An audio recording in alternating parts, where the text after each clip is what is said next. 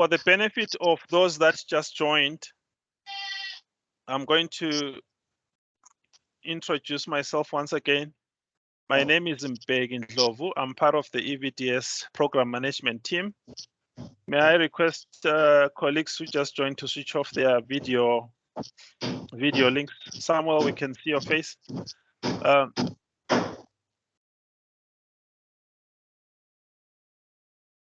I'm going to be taking you through today's training session, which is training about on-site EVDS, patient administrator and vaccinator training.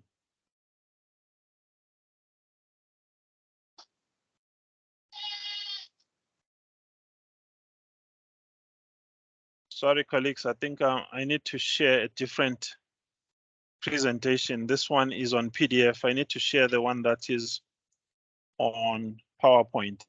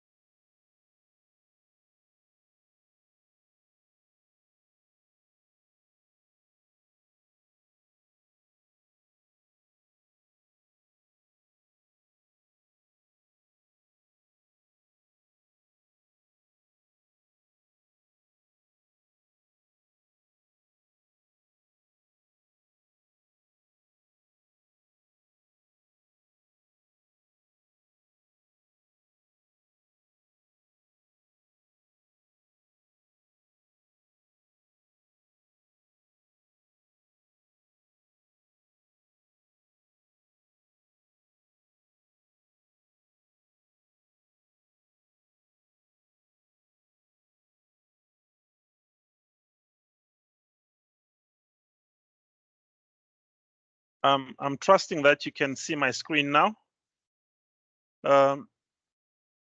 This is training on-site EVDS, patient administrator and vaccinator training.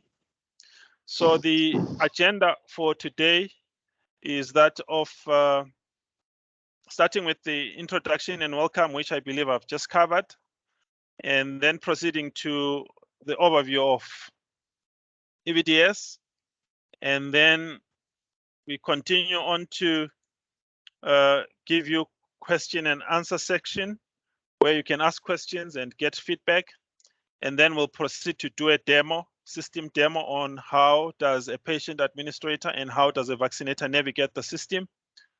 And then we'll offer an opportunity for question and answers before we talk about, or after which we'll talk about the user support package, and then also go through some troubleshooting issues that people need to pay attention to.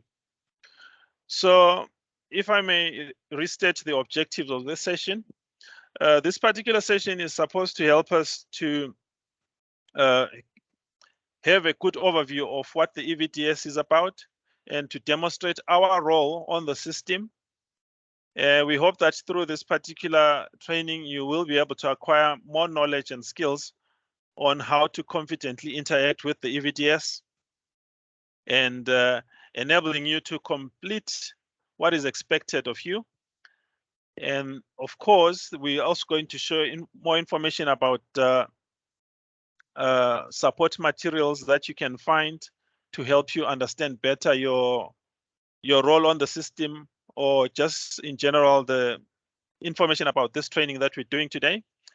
And we are going to have a question and answer session in between each segment of the training. And today we're not going to do feedback, but sometimes we normally ask people we share a form which people are supposed to follow and give us feedback on training, but we're not going to cover that today. Now, some of our virtual rules, some of the ground rules that we need to observe while attending this training. We want this training to be as engaging as possible, and we'll have to try to keep to time so that we are able to do everything within the time that we have. Try to listen and to respect one another as we engage.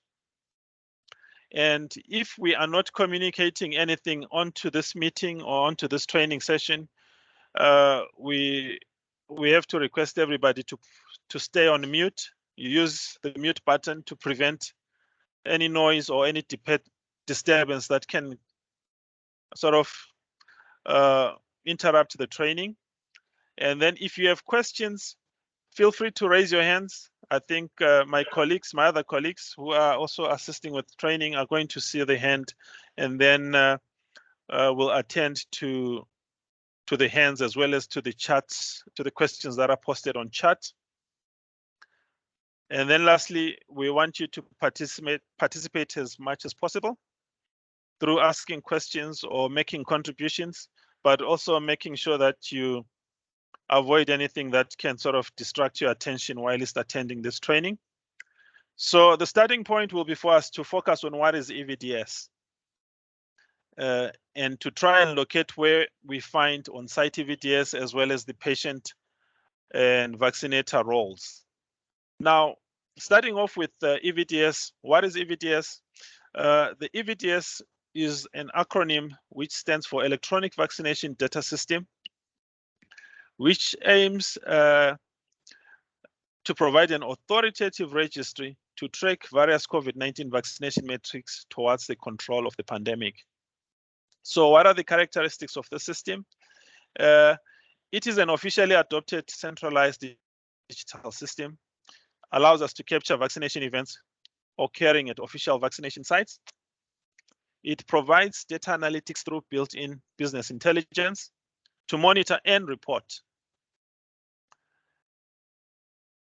You'll find that there are a couple of users that we find on the system, quite a number of them, and we've decided to color code them with 4 different colors because we have 4 components on the EVDS system. And today's session is about on-site EVDS, which is represented by the green color. This is where you find your patient, administrator, and the vaccinators. So it's going to be our special focus on today's training session. Now, proceeding to talk about the functions. What are the functions and benefits? The functions are that the system allows us to assign vaccinees with a site, date, and time slot for a vaccination. It allows us to capture patient information, safety information, details of vaccine sites. It records progress, reconciles payment, forecasts supply and demand, standardizes processes, which means there are no third-party workflows that are permitted on the system. On the benefit sides of things, the EVDS allows us to ensure that there is consent that is given when people are vaccinated. It drives efficiency and quality. It assesses liability and any other risks, ensures equitable access, protects data, provides an input into other systems such as the supply chain management and the NICD. It provides live monitoring of coverage, effectiveness, safety, and durability, streamlines budget allocations, and reduces vaccine wastage. Now, looking at this from a high level EVDS process, there are about 6 steps that we can place all processes under. So the first step being that members of the public need to register to receive a vaccine. And that registration gets to be confirmed when we receive SMS notification, which supplies us with the vaccination code, the date and time, and the facility where we're supposed to receive a vaccination. Once that happens, we know that we're ready to receive a vaccine, so we proceed to the health facility. At step number 3, you get to meet patient administrator who confirms and updates your information using your ID. they'll make sure they confirm your identity, your medical aid details, and all other details that you put on the system when you are registering. Once that is sorted, the next step is that you get to meet a vaccinator who completes the health questionnaire and obtains digital consent. Once you have consented to receiving a vaccine, the vaccine gets to be administered onto your body. And once that happens, the process for second dose and communication about that second dose, you get to receive it onto your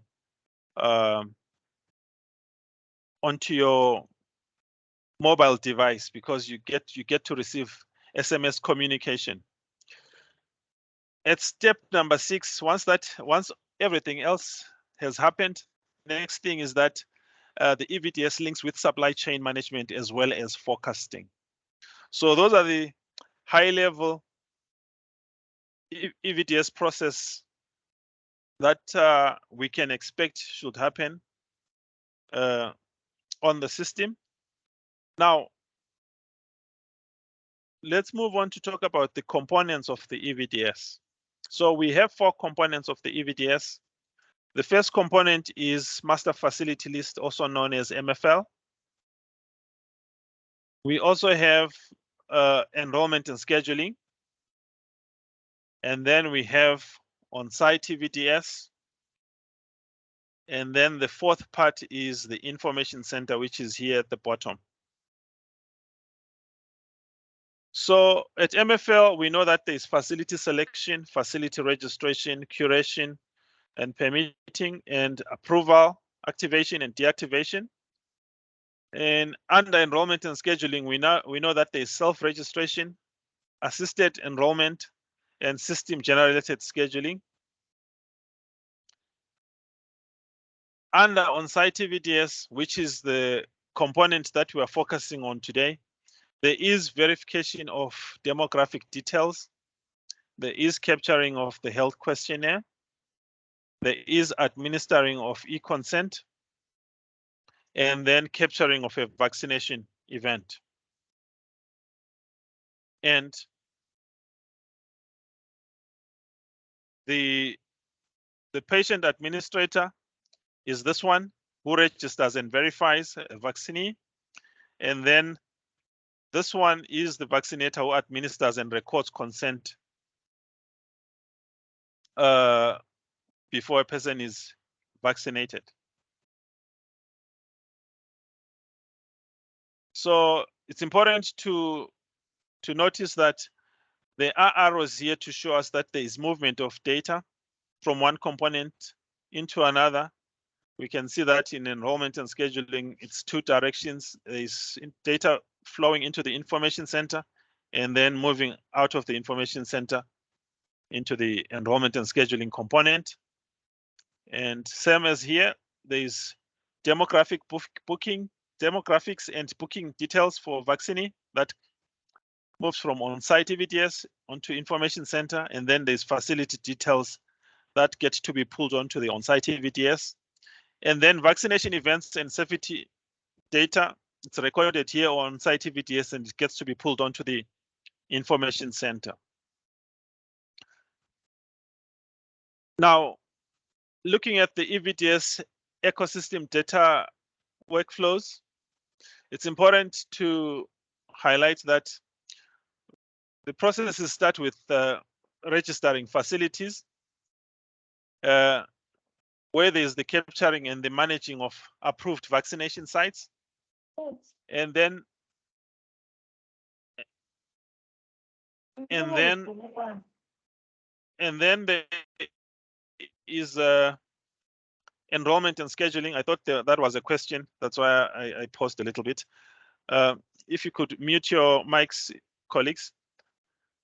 Enrollment and scheduling manages vaccination enrollment through registration by self-registration using 3 different platforms, or assisted registration at the vaccination site.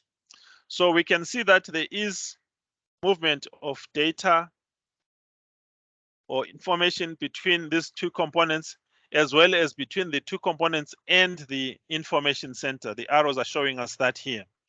So once the MFL and the enrollment and scheduling processes are complete, or as they are continuing to happen, data gets to be pulled onto the on-site EVDS, where there is the recording of the journey of the vaccinee who will receive a vaccine from a vaccinator registered on the EVDS at an approved site on a specific date and time. We can see that the arrows here again show us that there is movement of data between on-site EVDS and the information center. So in essence, within the EVDS ecosystem, key dependencies exist across the EVDS components. Vaccination sites must be captured and approved before enrollment and scheduling can occur. On-site EVDS roles must be linked to MFL-approved vaccination sites. On-site EVDS makes use of vaccinee registration details from the enrollment and scheduling component. The information center is a layer that is used for data storage and reporting. It's important to highlight that. Now, this slide is meant to allow us to zero in on the on-site EVDS data workflows. So, like I indicated earlier on, the on-site EVDS processes follow through after MFL processes have started. So we can see that the MFL database is captured and pulled onto the on-site EVDS. That's the starting point. And in order to initiate on-site EVDS processes, you need to have account creator and account approver. So the account creates accounts that are linked to MFL approved vaccination sites. And the accounts that we are talking about here, it's patient administrator, vaccinator, back capturing administrator, account approvers, and account creators themselves. So once an account has been created, the next step is that that account has to be approved. So the account approver will approve accounts that have been created. So as soon as the account creator creates an account, the account approver is the next person to approve those created accounts. And it's important to highlight that the account creator and the account approver are supposed to be different individuals. It's important for checks and balances. Once an account has been created, such as the patient administrator account, we know that the patient administrator relies on the enrollment and scheduling data, which gets to be pulled onto the on-site EVDS. And this is data regarding demographics and bookings information. So the patient administrator verifies registration details and the vaccinee identity, the appointments, and so on. Once the patient administrator is done with that, the vaccinee or the patient gets to continue with the queue to meet the vaccinator. And what does the vaccinator do? They will again verify the vaccinee details and identity and appointment. Excuse me. Once that is done, the vaccinator will capture the questionnaire and obtain consent to administer the vaccine. Once that happens, the vaccinator will capture the vaccine details on the system. And this has to be done after the physical vaccination has taken place. So you have to actually administer the vaccine before you start capturing. Again, at this point, if it happens that you were operating, you were using manual forms, maybe the system was down for whatever reason, we know that at this point, the role of back capturing administrator also comes into play. They can perform the same task of capturing a vaccination onto the system. So a back capturing administrator will be provided with the manual forms, and then they are going to take those forms and capture the information that is on the forms onto the system. I'll show us how that is done on the actual system demo. So once the vaccination event has been captured onto the system, we know that if it's a one-dose vaccination, it means your primary schedule is complete. Primary schedule meaning fully vaccinated in brackets.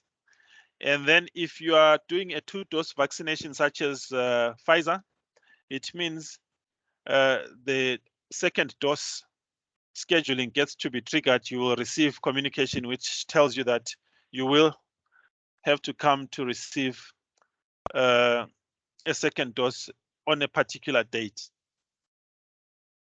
So it's important to highlight that it's not all facilities that are going to have back capturing administrators, and we always advise that use the system as much as possible so that we avoid people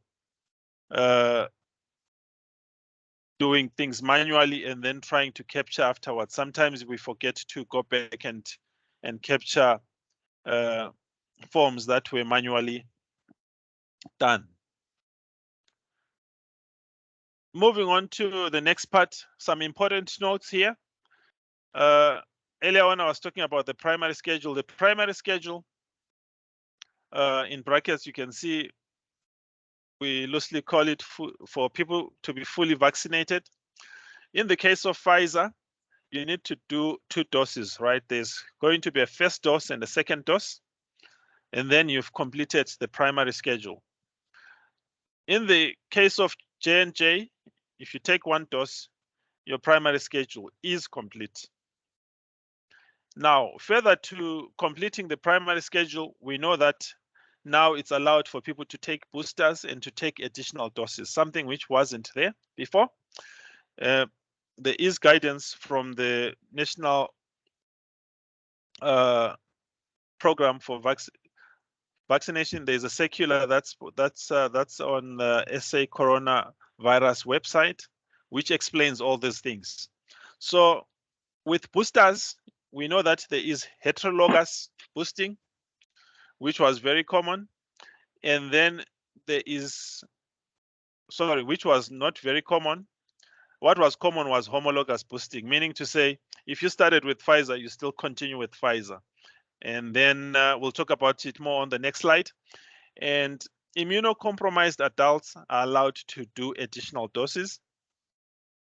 And the system now also makes provision for vaccinations done outside South Africa. So it's possible to now capture vaccination events that happen outside South Africa.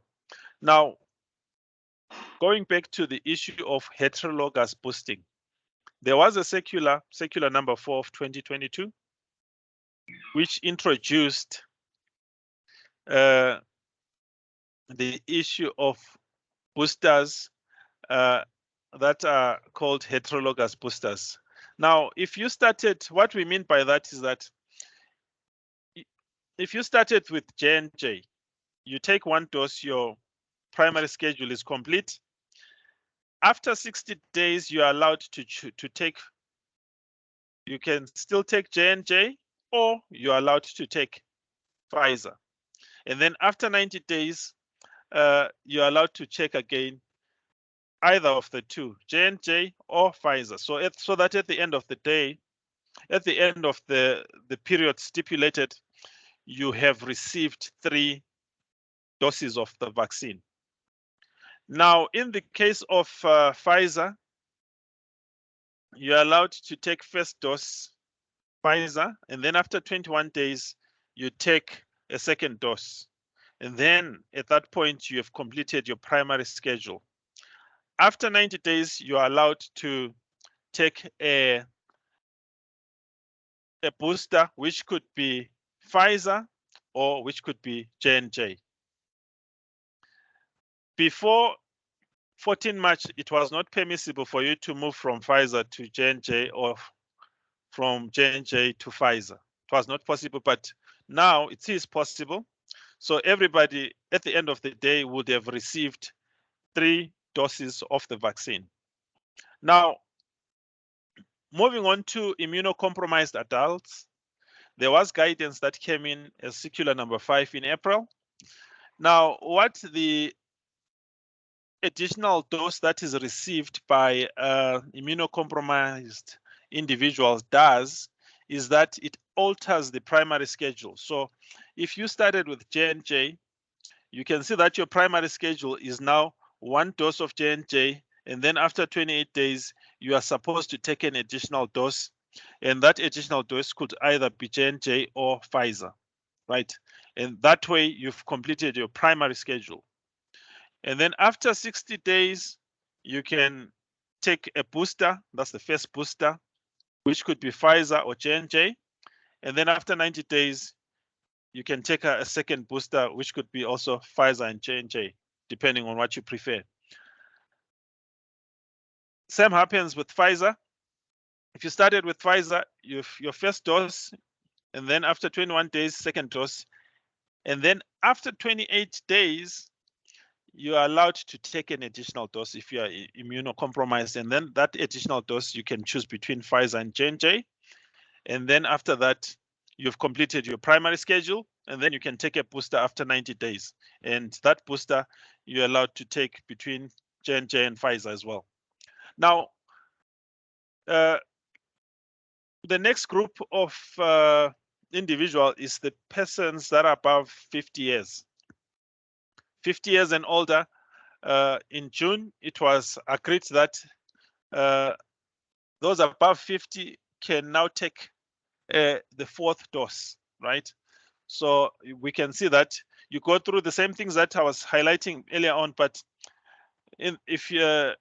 what is important to note is that the 5th dose, which is this one here, is always going to be Pfizer.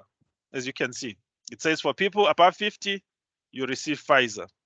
It doesn't matter whether you started at the J&J, it does or Pfizer, but at the end, when you're doing the fifth dose, sorry, when you're doing the 4th dose, that is, you're supposed to take Pfizer.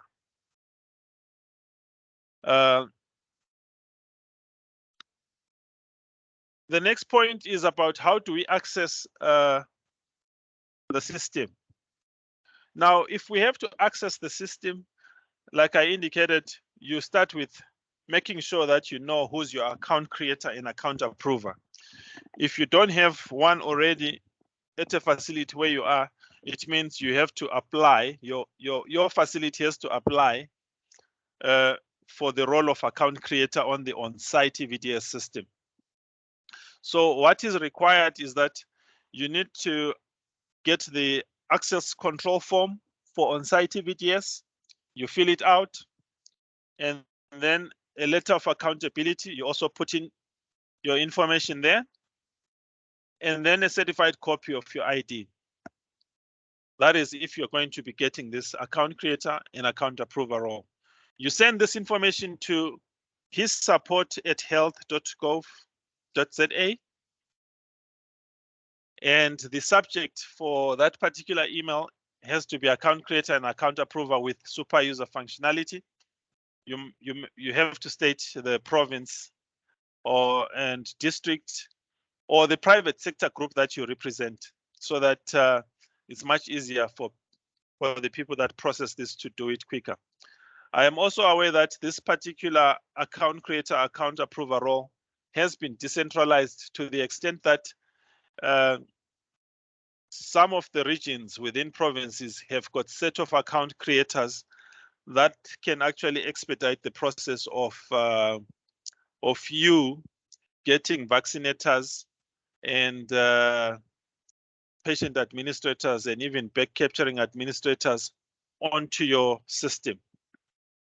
So you have to work with your provincial EVDS lead so that this process is expedited for you to access the system. Important to note that no access will be granted without proper forms being completed and supporting documents being submitted. So it's important that the supporting documents are submitted so that your documents are processed much faster. Now, a few things to know and to keep in mind as we go through the system is that a Section 21A 15 permit is required for a site to store vaccines. You need to make sure that your device is recorded at the correct vaccination site. For vaccinators, only register the vaccination on EVDS after you have administered the vaccine to the vaccinee. You can access EVDS using the Chrome web browser, and the web address is evds.health.gov.za. The default password assigned to you when your user account is created expires within 72 hours. So you must log in and sort yourself out within the first 72 hours so that you won't have any challenges. All patient details should be kept confidential. Information captured on EVDS will be used to monitor vaccine uptake and coverage, to support planning and prioritization, to ensure safety surveillance, and serve as a vaccination record. You can access the user manual on EVDS by navigating to the help button. I'm going to show you that help button when we log on to the system. If you need help, you can either email the service center, and the email address is this one, or you lodge a ticket, and the web address for lodging a ticket is this one, which is hissupport.health.gov.za. Alternatively, you can still also call. You can phone this number. It's 0800 029 999. So there are 3 alternative ways to contact the service center. If you email the service center, you will receive a response within 24 hours. That's a commitment from the service center on the turnaround time that they would like to make sure they achieve all the time. You will only have access to the functionality needed for your role, meaning to say, if you're a patient administrator, you will have a unique functionality which might not necessarily be available for the vaccinator. Again, even the vaccinator will have some functionality which is not necessarily available to the patient administrator. So we have to know and understand that one. If you don't have internet connectivity or electricity, you can capture on paper and then back capture on EVDS once the internet or electricity is restored.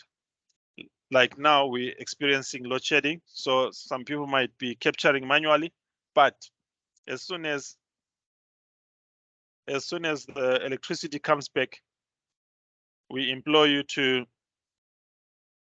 have everything captured onto the system as soon as possible.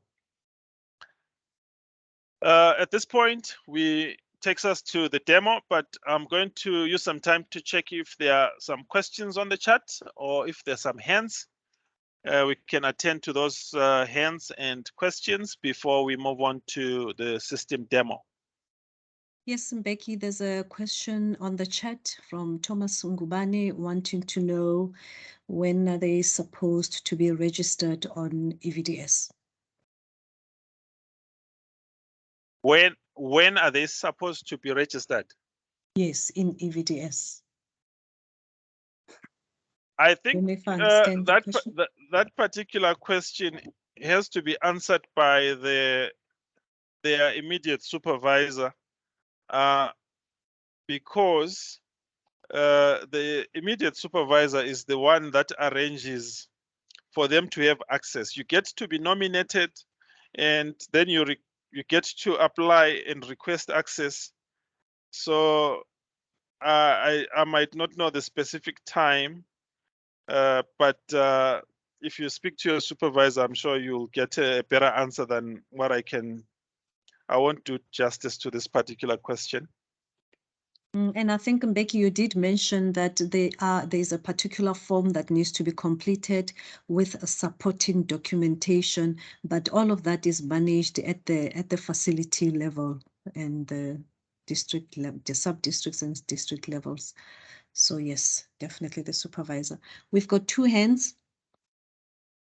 Natasha Grunewald, go ahead, and then from there we'll go to Brian.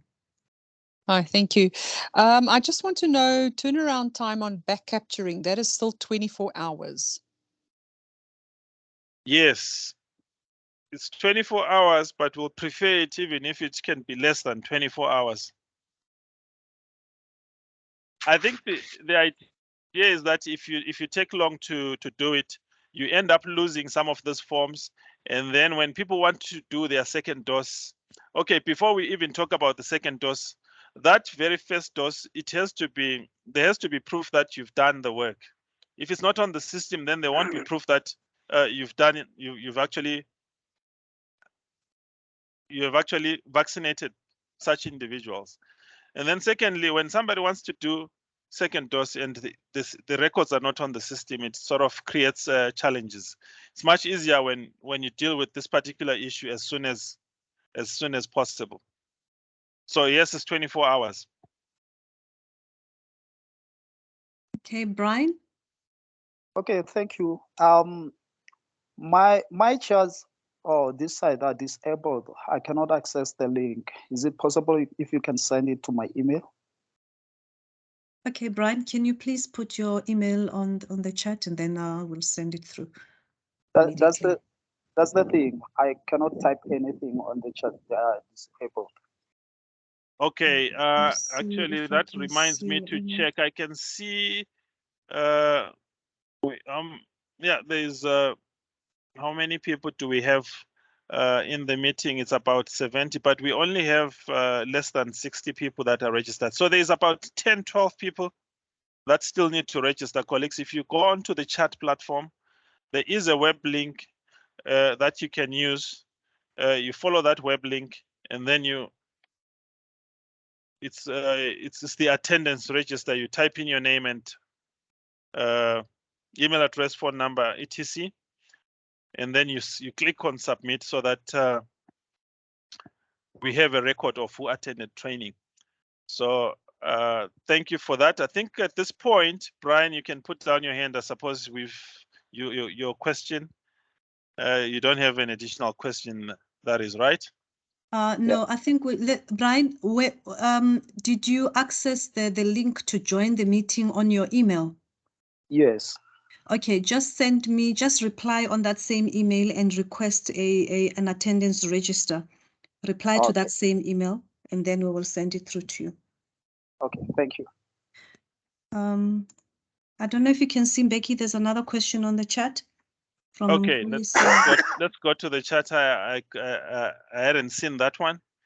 If you once had the account with another organization as Vaccinator, is it necessary to re-register, or you can use the old credentials?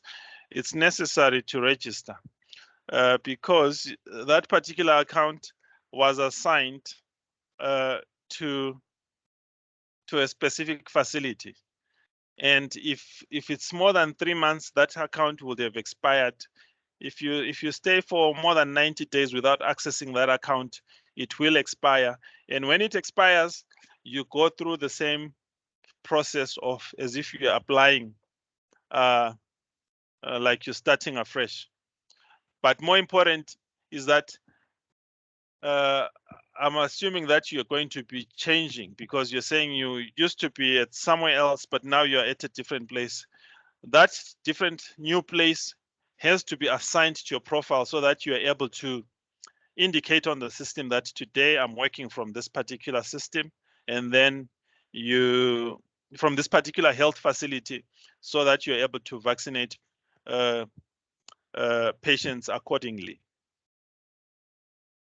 I think, let me just check again. Is there another one? I think that must, is there another one, Vicky? I'm just trying to scroll, I think. No, I don't see another one, but I see Londo Tanani has just put in the name of a person. I'm not sure what that is for. If Londo Tanani can just indicate what they've Maybe put the name there, Katie Mahato, as an attendee, maybe. Oh, yeah. What you need to do, if you are joining the meeting and it's maybe 3 or 4 of you, you're joining from the same device, we ask you to follow that web link and submit twice if it's 2 of you, but make sure that everybody is registered. So the first time you register the first person, the second time you register the next one and the next one. So it has to be everybody that's attending. It just doesn't have to be one person from that one. If it's 4 or 5 people from the same device, each person has to register. And when you post on the chat here, I was thinking that maybe it's somebody who needs to be emailed. You have to send, you have to post not just your name, you have to post your email address so that maybe you receive a web link if you're struggling to access this chat platform. Letty, if you can switch off your video, thank you. So I'm going to proceed to the EVDS system.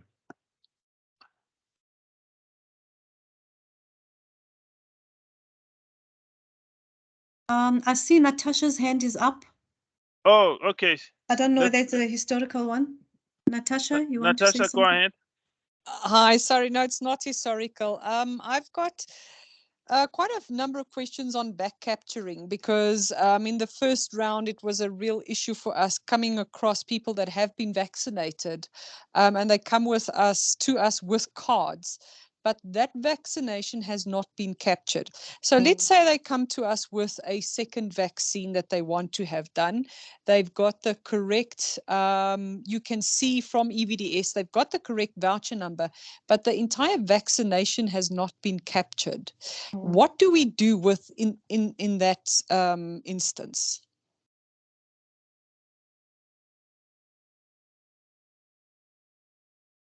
I think what needs to happen, the correct thing will be to start by making sure that the vaccination record, the first one, is actually captured onto the system. And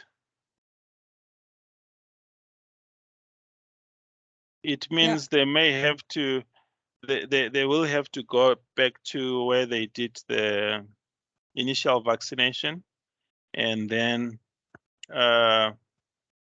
ensure that that record reflects correctly on the system. Otherwise, if you decide to capture without the previous record, you might start to create more problems on the system, because if you capture the second dose when the first dose wasn't captured, the system will recognize that second dose as the first dose, which is going to be a problem. Yes, I agree with that as well. My question is then, do we vaccinate the person, or do we first have to have the history fixed on EVDS? I suggest fixing the problem first.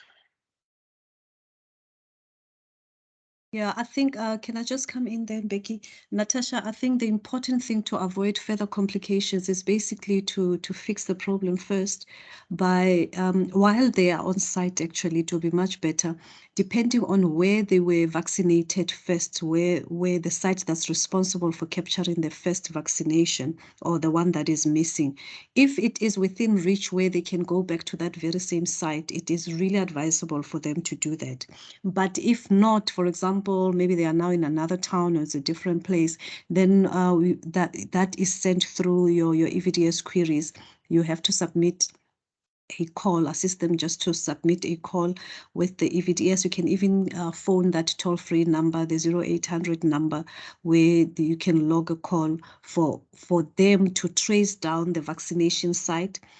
That's important because the vaccination cards usually do not have the name of the site where the person was vaccinated. So while they are still on site, it's advisable to log a call while they are there because they can tell you that I was in a shopping mall somewhere and then I saw a vaccination outreach there, and on a specific date, at least that date will be on the card. So you are able to identify. So when you log a call with the help desk, immediately they know which province to go to, which district, and who to contact to trace who were the people who were on at that mall, for example, who were doing an outreach on that particular date. For we know that the outreaches are moving, but were moving, others were mobile, they were moving around. So that needs to be traced.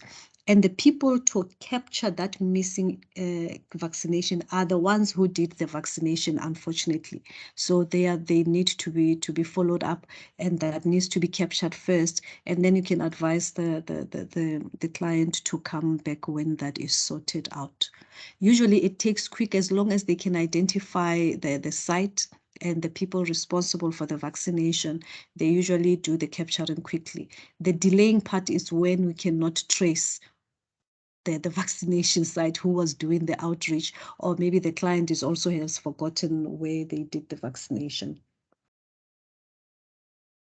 I think that's it. Thank you. Thank you, Vicky. Is there another question?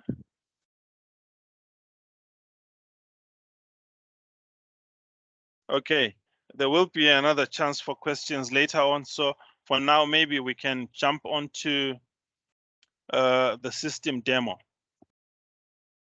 Can I just ask Letty to switch off the video? I know they have just removed they have hidden the screen, but the video is still on. If they can just switch off. Letty, switch off your video or your camera, you know.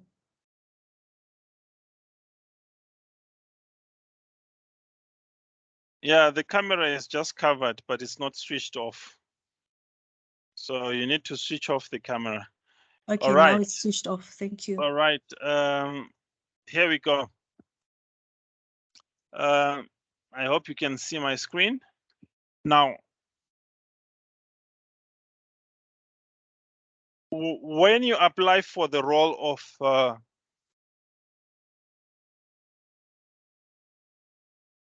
of patient administrator or vaccinator, you will, once it's approved, you will receive an email, and that email will have your username and password.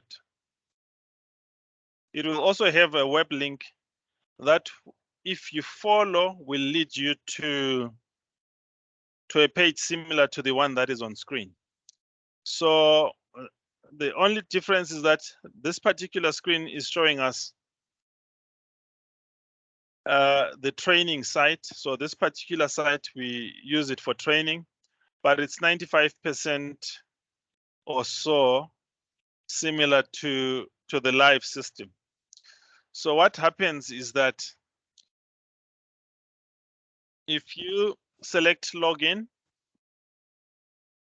there is this space here where you can put in your username because you received it via email. And then there is the space where you can enter your password. And you have to do this within 72 hours. If it happens that you didn't manage to do it within 72 hours, the password expires. You have to go to this button which says forgot password, and then you reset your password again. If you reset your password, you will receive a new temporary password, and then you can sign in. So I'm going to sign in first as patient administrator.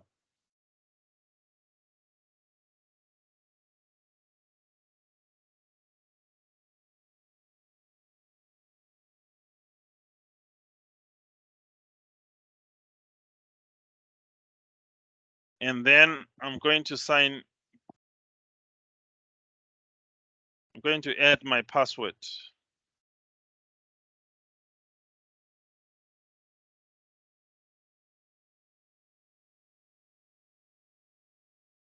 Now, as soon as I sign in, you can see here at the top, it says this device is not registered with a facility here. It means that the system can't tell which health facility I am going to be operating from.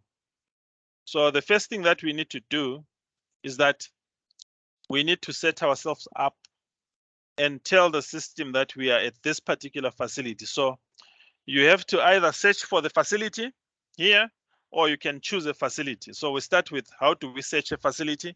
So when you're searching a facility, you have to type in the name of that facility. And then you can, maybe you don't have to type the full name, you just type in a part of the name and then you select search. So just selected search, right? So in my case, I typed Helen, and then every facility that has got the name Helen on it appears, and I'm looking for Helen Joseph, right? So Helen Joseph, I can select Helen Joseph, and then I can set up this facility. But before I set it up, I also want to show you how we can find Helen Joseph using another method. So I'm going to cancel this selection and cancel that. And then I come here where it says choose a facility. So when you're choosing a facility, you have to click on this triangle here on the top left side of South Africa, right? If you click on there, it opens up the 9 provinces, and then you look for your province. I'm selecting Gauteng, and then you look for your metro or your district. In this case, it's going to be Joburg. And then under Johannesburg, there is a sub-district. So the sub-district that I'm looking for is sub-district B. And then under sub-district B, we see a list of facilities that fall under this particular sub-district. And I'm looking for my Helen Joseph. Here it is. The names are arranged in alphabetic order. And after this, I can now scroll down to this part which says set a facility. I click on it. My facility is set, but what's outstanding is the vaccination, setting the vaccination site. So if you have some health facilities have got 2, 3, 4 vaccination site or temporary or mobile outreach sites, those ones are usually linked to the primary facility. So in this case, Helen Joseph is a primary facility, and any other facility that is linked to Helen Joseph is going to be listed here as a vaccine site, right? In this case, there's only one option for me. That's what I'm going to select. But in your case, you have to know which one is your primary facility. And then because you have to search for your primary facility before you look for your actual facility, which could be a vaccination site or a temporary or an outreach site. So after you've selected that, you say set the vaccine site. So once that is done, the work of a patient administrator is that of searching for patients. So you can either do it by clicking here at the top, or you can click here where it says in the middle of this image where it says search for patient. So I'm going to click on this part. When we search for patients, there are two ways to do it. You can search by number or you can search by appointments. So I would like to take us through the appointments route. So I'm going to select appointments. So if you want to search by appointment, it means you know the date in which you were supposed to go for your vaccination. So you give that date to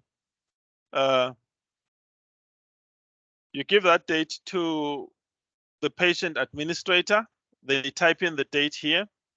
I could say maybe on the 6th of September, this person was supposed to be vaccinated. They didn't show up. So I can search for appointments for 6th of September. You can just type in whatever address is provided to you. Now, if you click search, it's supposed to give you a list of names of people that had appointments on the date that you selected. And then you can quickly select that particular individual and start to verify their details, right? Alternatively, if we can go back to searching by number, we select search by number. When you're searching by number, you have to specify what type of number. Is it the ID number? Is it the patient record number? Is it all the other numbers? And all the other numbers includes the driver's license, the passports, the work permits, the asylum, and so on. So if somebody gives you their identification, you need to make sure that when you're typing in the number, make sure that you specify what type of number it is before you type in the number. So in our case, we're going to use ID number. And then I'm going to type in a number here. Okay, this one is not a number. So let me look for a number that we can use for today. It's going to be this one. So right, let's do that. Here's my number, and then I'm going to select search. If we scroll down here, we can see that this is the ID number for Dorothy.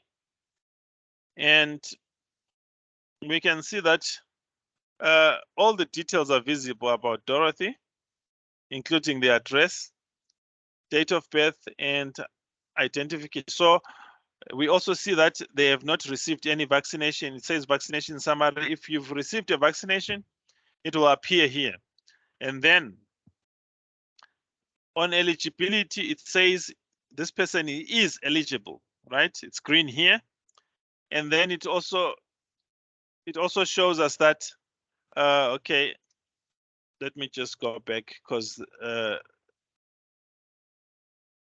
right, it shows us that this person is eligible for Pfizer and J&J, and then that they are eligible. Now, to see more details about this particular individual, we have to click anywhere along this row. We just click on here, and then it takes us to this page where it reveals more details about this person. So we can see that because we are opening the profile of this individual for the first time, their address is appearing in full. Their email address, their phone number, we can all see that, even the medical aid and the medical aid number. Now, as soon as we verify this information, you will notice that afterwards it's going to be partially masked. It will be partially covered so that so as to protect the information, but that only happens after we've verified the information. So at this point, the patient will be standing in front of you with their identification. So you'll confirm the full name, the date of birth, the sex, the ID number, all these things. If there's anything that needs to be corrected, let's say maybe you want to edit something here, you can see that on the side, it's possible to select this part which says edit patient info. And then you can't change the name, you can't change the the surname. You can't change the date of birth, but you can change the language. You can change medical aid. The medical aid number, if you want to change it, it's possible. If you want to change the email address, it's possible to remove this one. As well as the cell phone number, you can change it if you would like to change it. If there's you want to change the address, let me just put 100 here. Let's say it's 100 number 100 on the street, or is it a village? And then after that, you can say update patient information. So if you say update, then the information is updated. We can see that this is number 100. The next thing is that once you're satisfied, you can come here at the bottom where it says, I have confirmed that the patient information is correct and that the voucher number is this one. So if you check in this box, it means this is your way of confirming patient information. But before we confirm it, I just want to show us that it's not possible to access these other sections of this system before you verify information. So you have to first start by confirming the patient information, which is what I'm going to do now. So I'm going to select confirm. After confirming, we can see that my option is to save and exit to go to the next patient, or I can come back here. You can see that this is now active. I can check verified documents. I can see the vaccination history and confirm what the patient told me, because if they're coming for the second dose, the first dose is going to appear here where it says vaccination history South Africa. If the patient says I received a dose of Pfizer outside the country, you can actually add that particular dose here, right? So maybe we can proceed. So as patient administrator, the system makes it possible for you to do this one. So I'm going to select add, and then let's say this particular individual received a vaccination outside the country. It says the first question, did the patient present proof of a vaccination? The answer to this question is yes. If you say no, then it won't allow you to enter anything here. So if that person presents proof, then you have to make sure that you mention you highlight the date of that vaccination. Let's say it was March last year, March 25. This person received a vaccination in, let's say they received it in Kenya. And then you also have to specify what vaccine did they receive in Kenya. We can say they received Moderna. And then it's going to ask us what's the proof number. Then we're going to specify that the proof number is this one. And then it means we're done. The next thing is that we save. So if we save, it means that it says overseas vaccination information is saved, and we can see it's appearing here, right? So the next thing that we need to do is we can save and exit as a patient administrator. But before we save and exit, I just want us to see where that help button is, which allows us to access the manual. So if you go at the top here,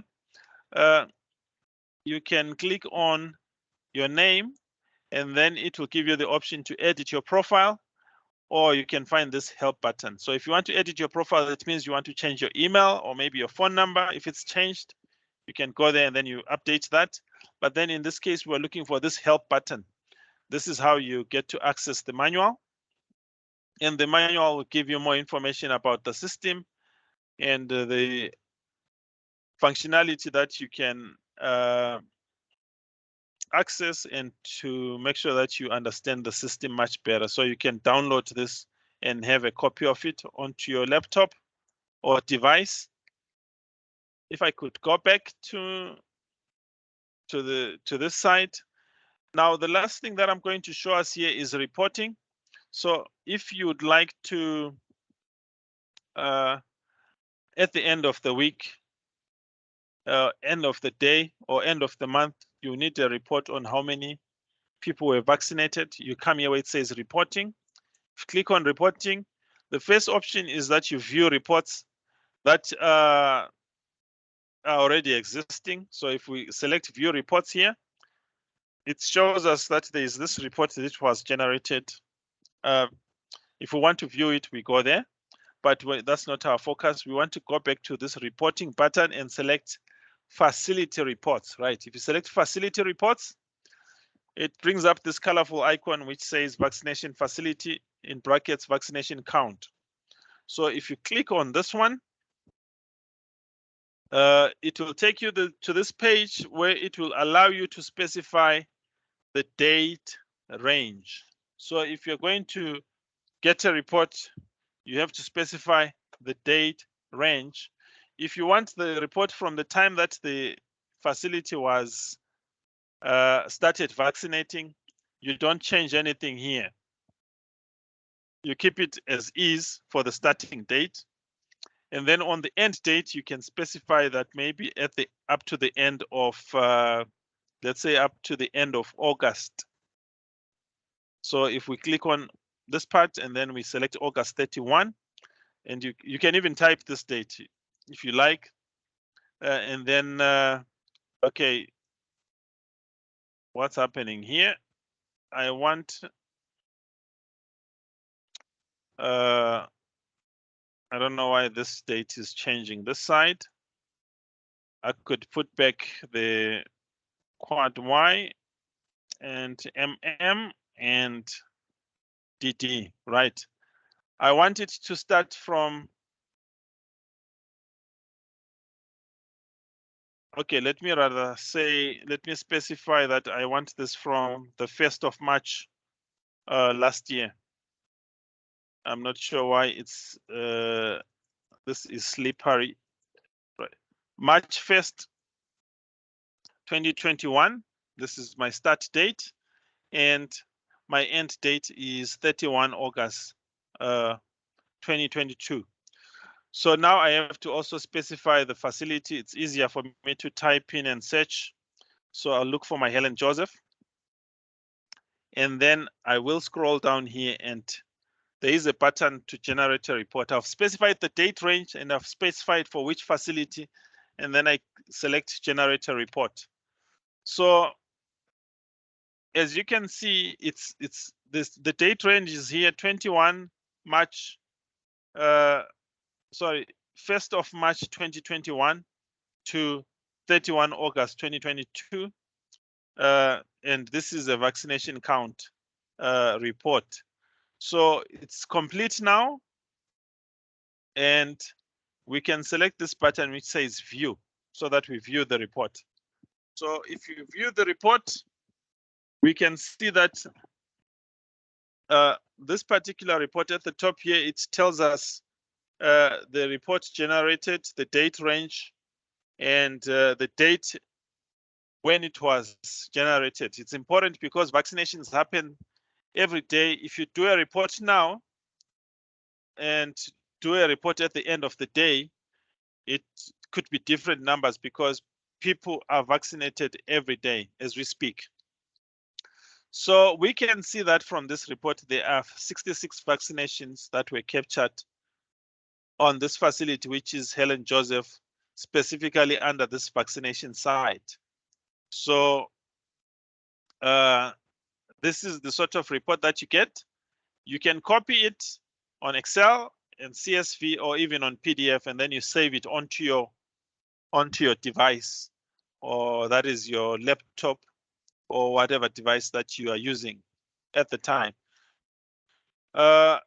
This concludes the role of patient administrator.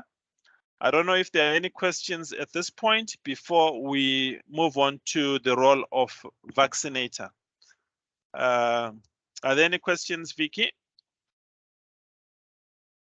No, I do not see any hands, no, and there are no questions in the chat. Okay, perfect. So there will be a chance to ask questions later. Let me log out. So if you're logging out, you go to your name.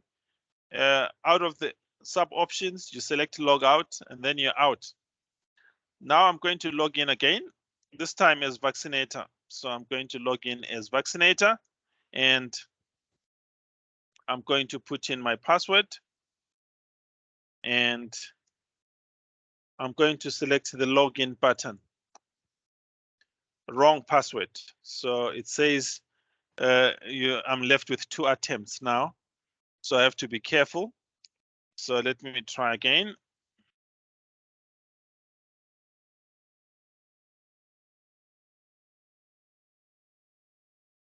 Right. Good. I think there was a typing problem. Now I'm in. Again, at the top here, it says this device is not registered with a facility. So it's important that I make sure that I set myself up again the same way that I did. I search for my Helen Joseph, and then I set up the facility and vaccination site. Right. So as vaccinator, you also start by searching for a patient. They give you their documentation, you search for a patient. So I'm going to use the ID number again, and then I'm going to put in that ID number, select the search button.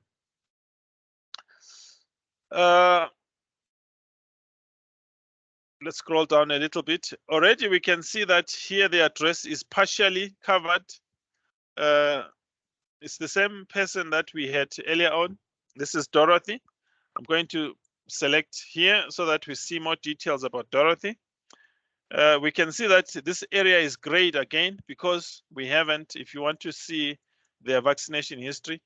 Now, what you need to do is you need to first confirm their details. Again, here the email address, you can't see all of it, even the phone number, even the medical aid. It's not possible to see everything. Why? Because the system wants to protect patient information.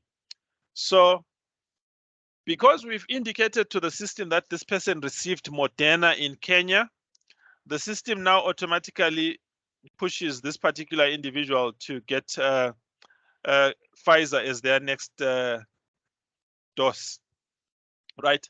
So the system now recognizes that this person received a vaccine before, and it sort of redirects the person to get Pfizer. Before there was the option for J&J, but it's no longer available now. So the first thing that we need to do is confirm the patient information again. So I'm going to select confirm.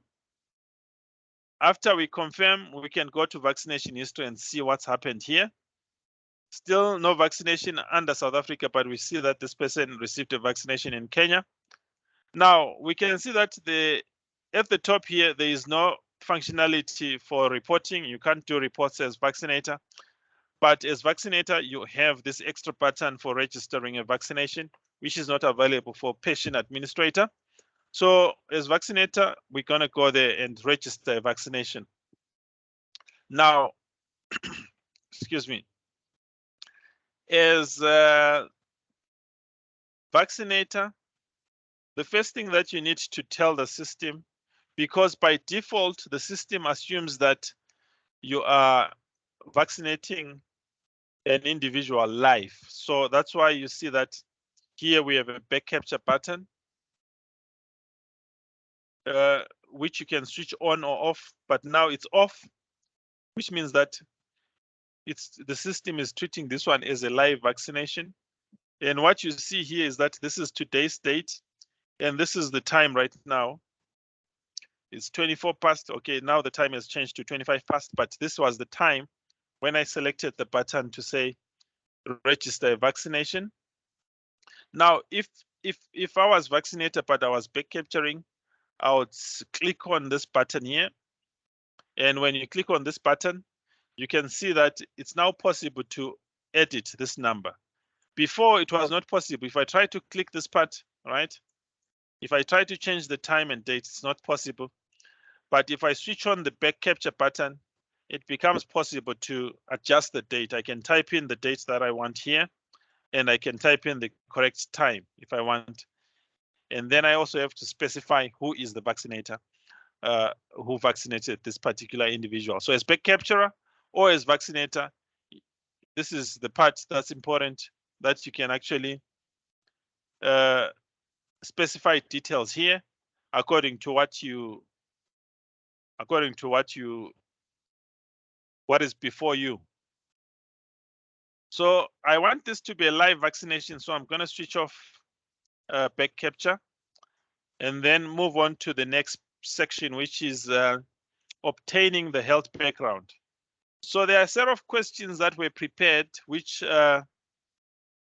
it's understood that these questions have to be asked to all patients before they receive a vaccination, and you have to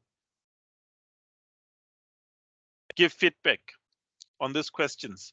So it says here, number 1, are you sick today? I'm going to say no. Have you received any vaccination in the past 2 weeks? I'll say no.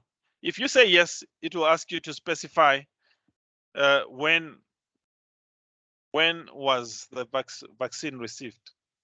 Sorry, what vaccine was received, right? So, but in our case, we're just going to say no. All those other questions, I'm going to say no, but sometimes if you say yes, it will ask you to give more details. So, and there will be space for you to provide those details.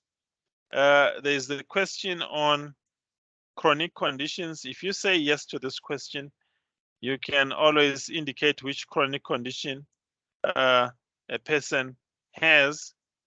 And then if there is nothing listed there, you can actually say other, and then you specify the other type of condition which is not listed. I'm still going to say no to this question to make my work much easier.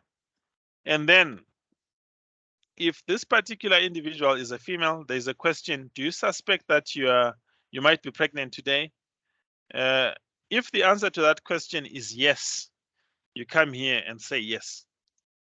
If the answer to that question is I don't know, you also select yes, and then you have to specify, because here it says, if the answer is yes or unknown, please indicate when you had your last menstrual period.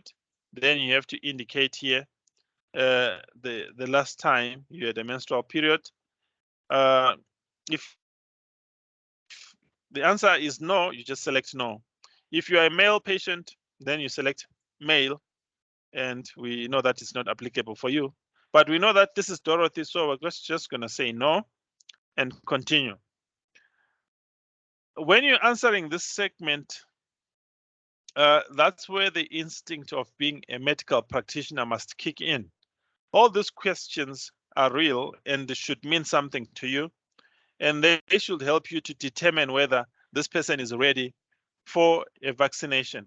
So it says here at the bottom, considering that the answers provided and the patient's medical background, does the vaccinator wish to proceed with vaccinating this patient?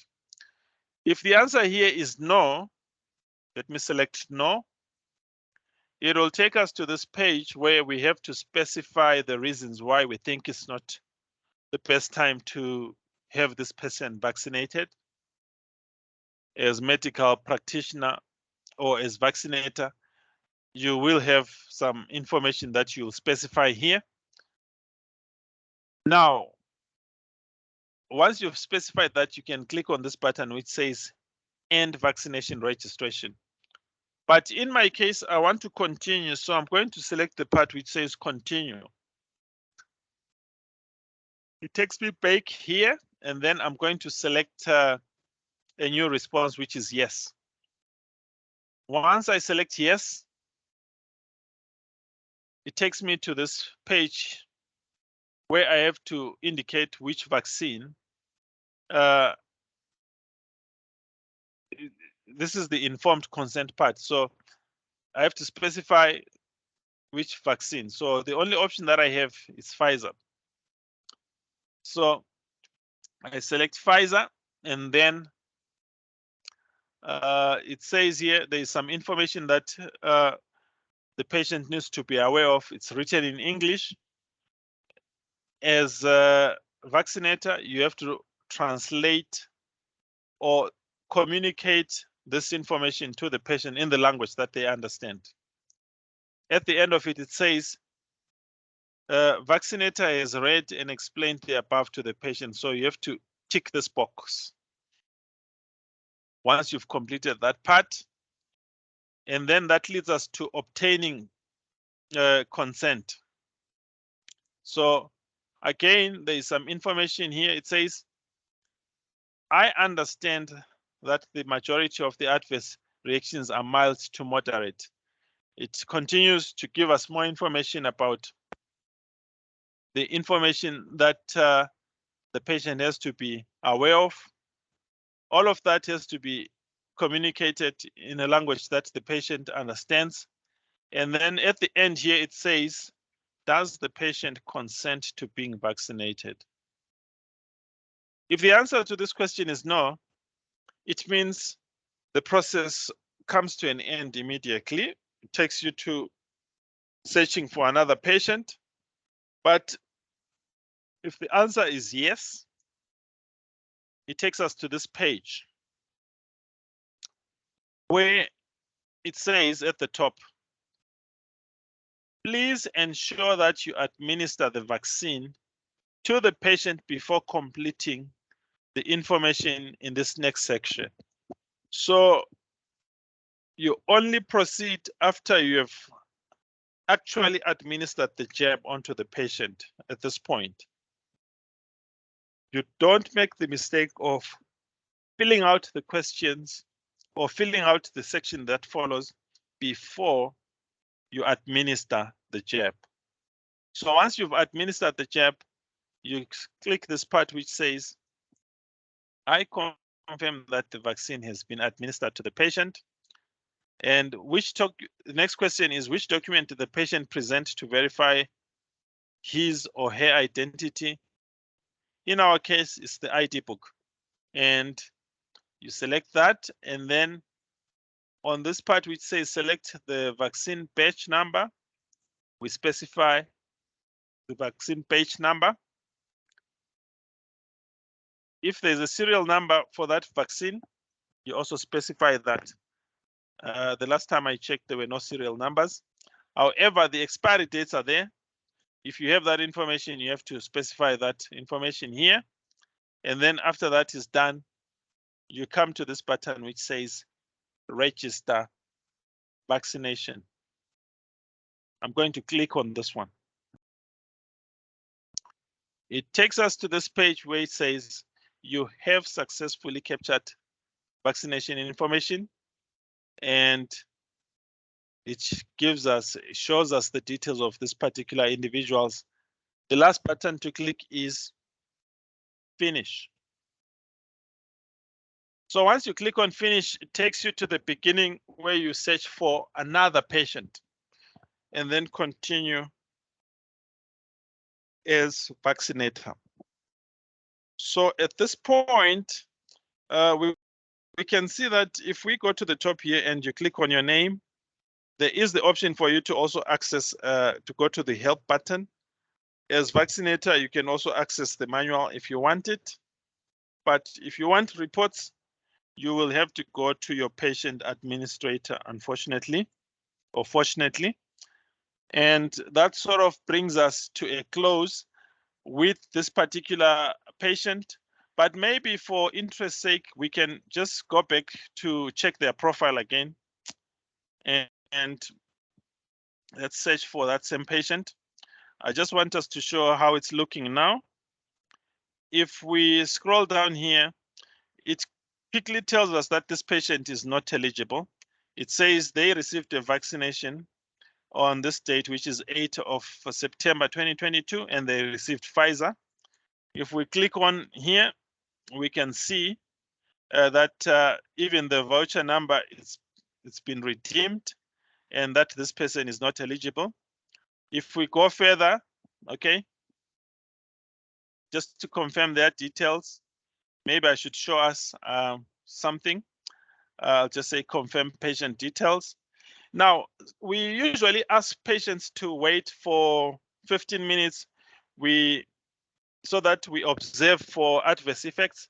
So if you come here on this section on vaccination history, you will see that this jab that we administered is recorded here.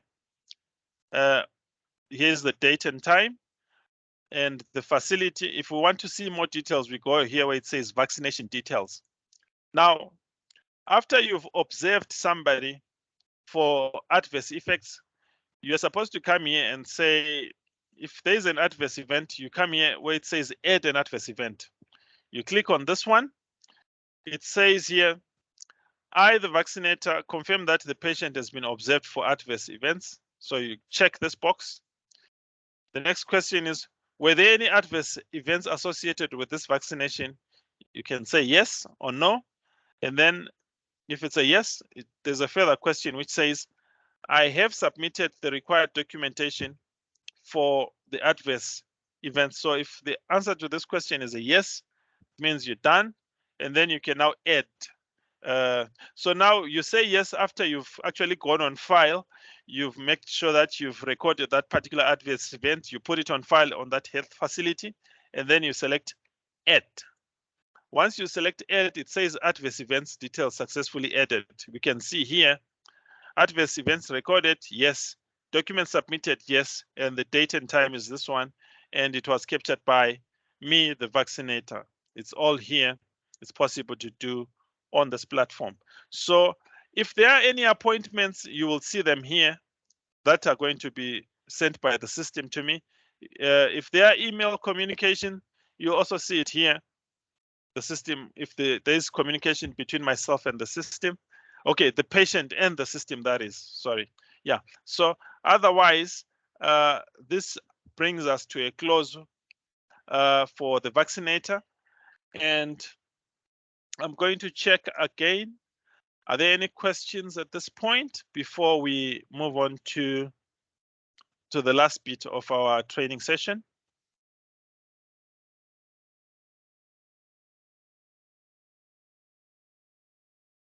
Okay.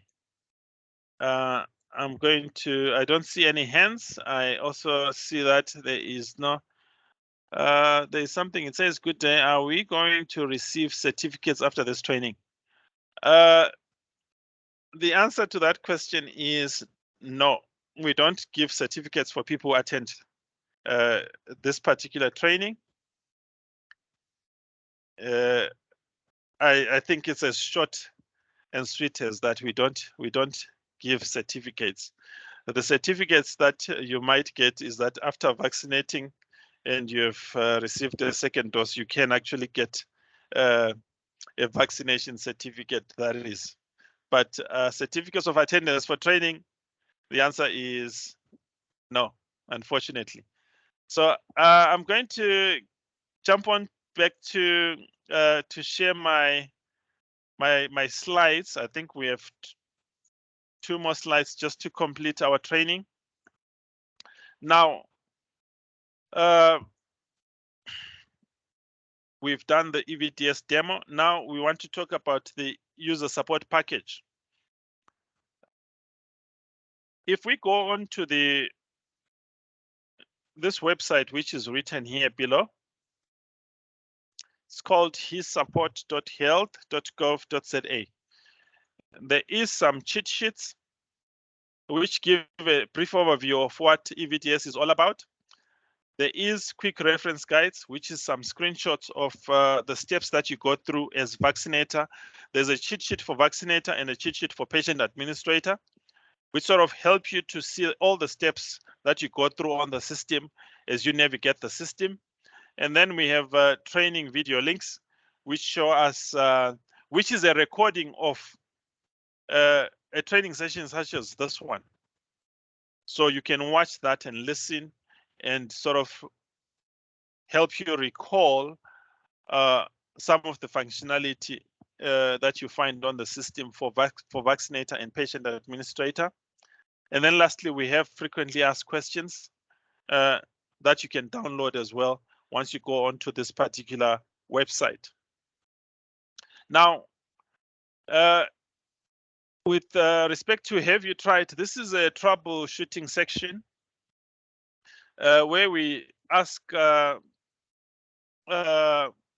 questions on the things that you might have attempted to do in order to, if you're having any challenges. So if you're struggling to log in, we ask the question, have you tried to activate your account by following the link that was sent to your email? Have you tried resetting your password through the forgot password link? I think I did show us the forgot password button and the login button. Have you cleared your cache on the machine by accessing the settings on your web browser? So that's if you're struggling with logging in, we ask those questions or questions that you should be asking yourself. If you're not sure what to do next, have you tried looking for your user manual, which is accessible through that help button? I also took us through that part. Have you referred to your training materials that were sent to you? In this case, it's training materials that you will download for yourself on that platform, which is hissupport.health.gov.za. Important, what you should keep an eye out for. You need to make sure your device is recorded at the correct vaccination site. When leaving your workstation, remember to log out of EVDS. You need to keep your password a secret, and you shouldn't share it with anyone or saving it on a web browser. You shouldn't do that. You should not allow unauthorized users to work on EVDS. Remember to keep all patient information confidential. Only register a vaccination event on the EVDS after you've actually administered the vaccine to the patient. We are not going to have a quiz here or an evaluation. I think this will be the final moment for me to ask if there are any questions before we call it a day. I think it's been a long session. I hope it was quite helpful for all of us. Let's check. Yeah, I don't see any hands, no chats. Can I just also respond to what Nompilo was asking about certificates? I think when we started, we said people should, you indicated that people should complete their attendance register. And you also indicated that the provinces and their companies that they are coming from usually ask for these attendance register. And I think my understanding is that they want to use those to record on their side who are the people who have gone through the training. So if, for example, maybe a province decides that they have noted and they record your training, it becomes part of their training department record or within your HR record. They obviously, I think they are the ones who would make arrangements for attendance certificates of attendance. So, but the attendance register is shared with all the provinces as they request. And if you are from maybe from other partners, maybe private, they should request the attendance register. And Becky, I think, is responsible to make those available for them to know who attended the training. All right, thank you. Thank you, Vicky. I'm also trying to check if people managed to register here. I might need to remind colleagues to, for the people that joined in late, could you please make sure we have a record that you attended training? I'm just trying to check how many people registered compared to the number of people that we have on here. Okay, I can see 79 people